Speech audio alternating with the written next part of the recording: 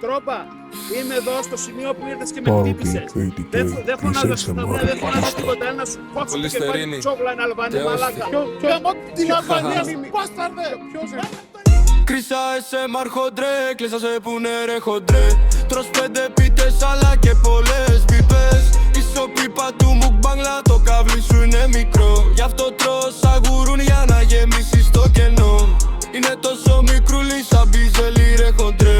Σε βιάζουν στη Θεσσαλονίκη για τσε λεφτά. Άμα μείνεις εγκύος δεν θα υπάρχει διαφορά. Τα παιδάκια που θα βγάλεις θα είναι σουβλακικιά. Κρίσα σε μάρχοντρε, το στομάχι σου είναι βαρέλι γεμάτο λίγδα. Μάσασμα ανοιχτό στόμα, σάλια και ψίχουλα πετάγονται σαν βροχή. Το στάκα σουβλάκια, πατοπίτες, τρίγια, καλά πατάτες και λέντζοϊ με θράσος. Αλλά όταν σου πουν πάχεις αρκέ, κλαις αμόρο κι ανεβάζεις απ' όλα τζιβιντό.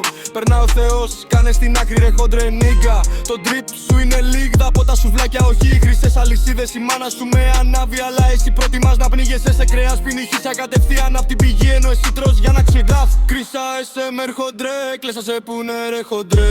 Τρως 5 πίτες αλλά και πολλές πίπες. Ισοπίπα του μουκμπάγκλα, το καβλί σου είναι μικρό. Γι' αυτό τρως αγουρούν για να γεμίσεις το κενό. Είναι τόσο μικρούλι σαν μπιζελί ρε χοντρέ. Σε βιάζουν στη Θεσσαλονίκη για τσεχ λεφτά. Άμα μείνεις εγκύος δεν θα υπάρχει διαφορά. Τα παιδάκια που θα βγάλεις θα είναι σουβλάκια. Ρε τι έγινε, ηρέμησε. Έτσι το χέσιμο σου ρε χοντρέ. Κρίσα σε μαρικάκα. Ηρέμησε ρε, ηρέμησε. Πάσα τη Θεσσαλονίκη μαλάκα. Έλα εδώ. Έλα αρχίδι. Ρε ηρέμησε. Αδερφάρα. Χρήστο ηρέμησε.